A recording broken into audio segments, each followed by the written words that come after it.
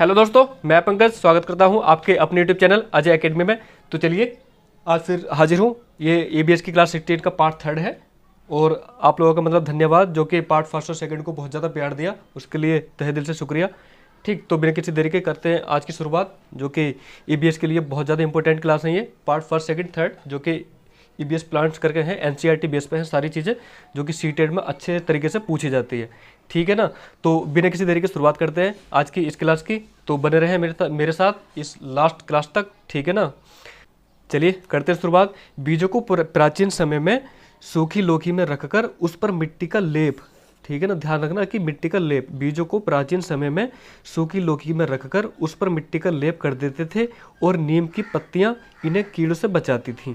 ठीक है ना, क्या क्या करते थे, मतलब बीज को जो बचाने का तरीका था पुराने टाइम में, वह क्या था कि बीजों को प्राचीन समय में सूखी लोकी में रखकर उस पर मिट्टी का लेप कर देते थे और नीम की पत्तियां उन्हें कीड़ों से बचाती थी। ठीक, तो ये थी प्रक्रिया किसको, बीजों को सेव करने की। ठीक, अब देखते हैं कि पौधे स्वयं भी अपने बीजों को दूर फेंक देते हैं। क्या पौधे स्वयं भी मतलब खुद भी बीजों को दूर फेंक देते हैं और कपड़ों पे चिपककर तथा पानी के जरिए भी ये एक जगह से दूसरे स्थान तक पहुंच जाते हैं।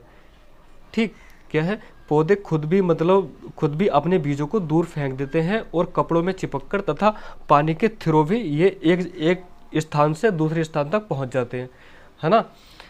तो चलिए अब बात करें सोयाबीन की, करते हैं। सोयाबीन की फलियां पककर फट जाती हैं और उसमें से बीज बाहर निकल जाते हैं। जो सोयाबीन की फलियां है ना, जब ये पक जाती है तो पककर फट जाती है, जिससे मतलब उसमें के सारे बीज बाहर निकल जाते हैं इस टाइप से। ठीक, अब देखते हैं कुछ और बीज के बारे में बात करते हैं, जैसे काली मिर्च हो गई, सौंफ, गेहूँ, ये सारे क्या है, ये बीज होते हैं। ठीक, चलिए आगे देखें। आगे देखते हैं कि ये नाशपाती, भिंडी, करेला, खीरा, टमाटर, चीकू, इन सब में क्या है, इन सब में बीज पाए जाते हैं।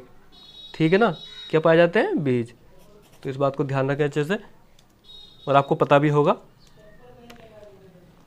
ठीक, अब क्या है कि मिट्टी में गोबर मिलाने से मिट्टी में कीड़ा नहीं लगता। ठीक, इस बात को ध्यान रखना आप कि मिट्टी में गोबर मिलाने से मिट्टी में कीड़ा नहीं लगता है। ठीक है ना, आपने देखा होगा कि मतलब गाँव में एक मतलब गोबर मिला के मिट्टी से मिला के वो लीपते हैं उस टाइप से, तो वो उससे लीपने का ये रीज़न बस यही है कि कीड़ा ना लगे करके, इस टाइप से। ठीक, तो देखें कि कपड़े में बंधा हुआ बीज पानी में भिगोए गए बीज की तुलना में जल्दी से अंकुरित हो जाता है, क्योंकि कपड़े में बीज सांस लेने में सक्षम है। ठीक है, क्यों अंकुरित हो जाता है, क्योंकि कपड़े में बंधा हुआ बीज पानी में भिगोए गए बीज की कंपेरिजन में जल्दी से अंकुरित हो जाता है, इसलिए क्योंकि कपड़े में बीज सांस लेने में सक्षम है। ठीक है ना, इस टाइप से, तो इसलिए ये जल्दी अंकुरित हो जाता है।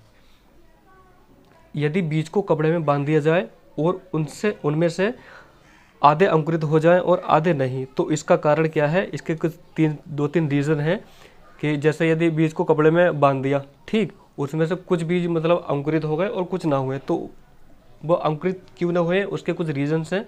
देखें कौन कौन से रीज़न है वो, कि बीज या तो क्षतिग्रस्त हो गया होगा, ठीक, या फिर बीज में से टूट गया होगा। क्या है, देखते हैं कि या तो बीज क्षतिग्रस्त थे, या बीज में से टूट गए थे, या फिर बीज में कीड़े लग चुके थे। ये दो तीन रीजन है जिसकी वजह से कुछ आधे बीज अंकुरित ना हो पाए। ठीक है ना, तो चलिए और देखते हैं कि दांत के दर्द के ट्रीटमेंट के लिए लौंग को इस्तेमाल में लाया जाता है। जो दांत का दर्द रहता है ना, तो उसके ट्रीटमेंट के लिए, यानी कि दर्द को कम करने के लिए हम लौंग का इस्तेमाल करते हैं। ठीक, इस बात को ध्यान रखना आप लोग। ठीक है, तो जिस भी भाई बहन के दांत में दर्द हो तो आप लौंग का यूज जरूर करें, जिससे आपको सुकून टाइप का मिले कि दर्द कम हो जाए। अब देखते हैं, अब बात करेंगे ग्रेगर मेंडल की। इनका ही बहुत ज़्यादा रोल है। देखिएगा कि अब ग्रेगर मेंडल के बारे में चर्चा करते हैं कि ग्रेगर मेंडल का जन्म एक गरीब किसान परिवार में हुआ था 1822 ईस्वी में। ठीक है ना, जो इनका जन्म हुआ था 1822 ईस्वी में एक गरीब किसान फैमिली में हुआ था। ठीक, इन्होंने 7 साल तक मठ के बगीचे में 28,000 पौधों पर बारीकी से प्रयोग किया और ढेरों आंकड़े इकट्ठे किए। इन्होंने क्या किया था कि 7 साल तक बट के बगीचे में 28,000 पौधों पर बारीकी से रिसर्च की थी और ढेरों डाटा कलेक्ट किया था, मतलब बहुत सारा डाटा कलेक्ट किया था। उसके बाद मेंडल ने बताया कि मटर के पौधों में कुछ ऐसे गुण होते हैं जो जोड़ियों में आते हैं। ठीक, इन्होंने मतलब बहुत सारी रिसर्च के बाद उन्होंने बताया कि मटर के पौधे में कुछ ऐसे गुण होते हैं जो जोड़ियों में आते हैं। ठीक, अब क्या है और नेक्स्ट पॉइंट देखें कि जैसे बीज का चिकना, खुरदरा होना, पीला या फिर हरा होना और पौधे के तने का लंबा या फिर पतला होना या फिर नाटा होना। ठीक है ना, इस टाइप से ही बताया था इन्होंने कि जैसे बीज का क्या है, मेंडल ने बताया था कि मटर के पौधे में कुछ ऐसे गुण होते हैं जो जोड़ियों में आते हैं, जैसे बीज का चिकना होना, खुरदरा होना, पीला होना या फिर हरा होना और पौधे के तने का लंबा या फिर पतला होना या फिर नाटा होना, इस टाइप से। ठीक, इसी तरह के रंग के गुण में अगली पीढ़ी के पौधे के बीज या तो पीले होते हैं या फिर हरे होते हैं। तो ये रही इनके बारे में चर्चा है। अब देखते हैं प्रकाश संश्लेषण यानी कि फोटोसिंथेसिस करके, इसके बारे में थोड़ा जानते हैं कि पत्तियां पादप की खाद्य फैक्ट्रियां हैं। पत्तियां क्या है, पादप की खाद्य फैक्ट्रियां हैं। जल एवं खनिज वाहिकाओं द्वारा पत्तियों तक पहुंचाए जाते हैं।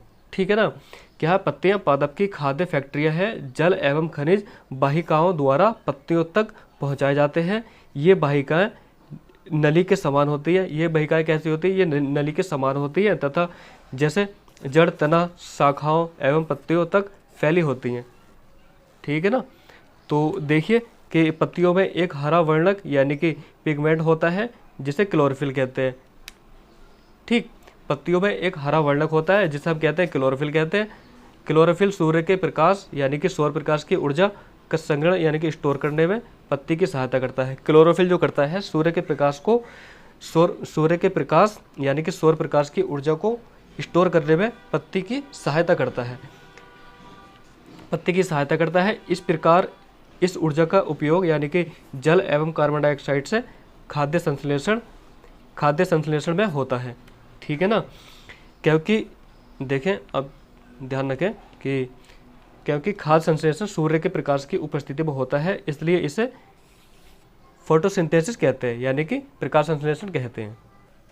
ठीक, क्या है, इस ऊर्जा का उपयोग जल एवं कार्बन डाइऑक्साइड से खाद्य संश्लेषण में होता है, क्योंकि खाद्य संश्लेषण सूर्य के प्रकाश की उपस्थिति में होता है ना। जो खाद्य संश्लेषण होता है जो सूर्य के लाइट की प्रेजेंट में होता है। ठीक, इसलिए इसे क्या कहते हैं, प्रकाश संश्लेषण कहते हैं। चलिए अब आगे देखते हैं कुछ और पॉइंट। देखिए कि पत्तियों द्वारा सौर ऊर्जा संग्रहित की जाती है। सौर ऊर्जा जो कलेक्ट की जाती है ना, स्टोर की जाती है, वह पत्तियों द्वारा सौर ऊर्जा कलेक्ट की जाती है तथा पादप में खाद्य के रूप में संचित हो जाती है। ठीक, अब पौधे के ऊपरी भाग में वाष्प यानी कि वेपर रूप में जल की हानि को बाष्पोत्सर्जन कहते हैं। ठीक है ना, क्या है, पौधे के ऊपरी भाग में वाष्प यानी कि वेपर रूप में जल की हानि को बाष्पोत्सर्जन कहते हैं। ठीक, बाष्पोत्सर्जन कहते हैं यानी कि ट्रांसपायरेशन कहते हैं। ठीक, ट्रांसपायरेशन कहते हैं।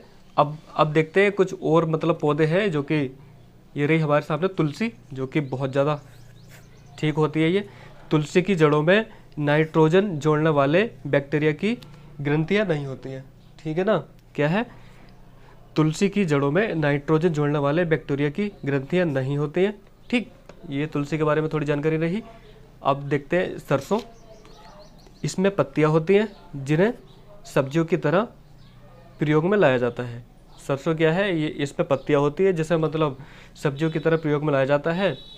ठीक, और इसके बीजों से तेल भी प्राप्त किया जाता है। सरसों एक ऐसा पौधा है जिसे मतलब हम सब्जी के रूप में भी प्रयोग करते हैं। उसके बाद मतलब इसके बीजों से तेल भी प्राप्त हम करते हैं। ठीक, तो ये रही सरसों के बारे में थोड़ी सी जानकारी। अब बात करते हैं अमरवेल के बारे में। अमरवेल एक ऐसा परजीवी पौधा है। अब बात करेंगे अमरवेल की, तो अमरवेल क्या है, यह एक परजीवी पौधा होता है। ठीक, पैरासाइटिक प्लांट होता है, क्योंकि ना तो इसका स्टार्टिंग पॉइंट पता होता है हमें, ना फिर इसका लास्ट पॉइंट। ठीक है ना, तो इसलिए इसको कहते हैं हम अमरवेल। ठीक, तो दोस्तों ये रही हमारी क्लास 16 का पार्ट 3 रहा EBS की। ठीक, तो आई होप वीडियो अच्छी लगी होगी आप लोगों को। ठीक, तो वीडियो देखने के लिए तहे दिल से शुक्रिया। तो चलिए अब मिलते हैं नेक्स्ट क्लास में नेक्स्ट टॉपिक के साथ।